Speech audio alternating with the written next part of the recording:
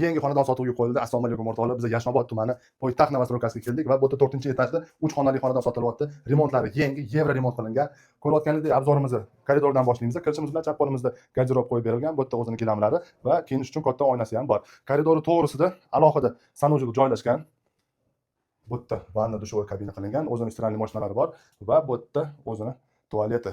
Har bitta xonada o'zining cho'pli pollari bor. O'ng qo'limizda spalnamiz joylashgan, katta spalnamiz, bu yerda двухместный кровать, встроенный garderob shkaf va bu yerda ham alohida o'zining oynasi ham bor. Bu yerda televizorga joy qoldirilgan, cho'pli pollari bor. Spalnadan chiqishimiz to'g'rimizda bolalar uchun mo'ljallangan xonamiz tayyor holatda turibdi. Ikkita kravatlari bor, o'zining garderobli shkaflari bor va o'zining yana bitta kichkina balkonchiki ham bor. Bu yerda televizorga ham joy qoldirilgan, ham bu yerda ham o'zining cho'pli pollari bor. Xonadon yangi, endi remontdan chiqyapti va oxirgi xonamiz bu yerda zal joylashgan. Ko'rayotganingizda o'zining mягкий mebellari bor, konditsioneri bor. Oshxona bilan razdvижной eshiklar bilan ajratilgan va o'ng qo'limizda o'zining televizori ham bor. Oshxonaga kirganimizda bu yerda ovqatlanish uchun joy qoldirib ketilgan, gaz, duxovka, bu yerda kotel, chap qo'limizda o'zining xolodilniki ham bor. Xonadonimiz 4-etajda joylashgan, narxi juda ham zo'r, $105 ming ga sotilyapti.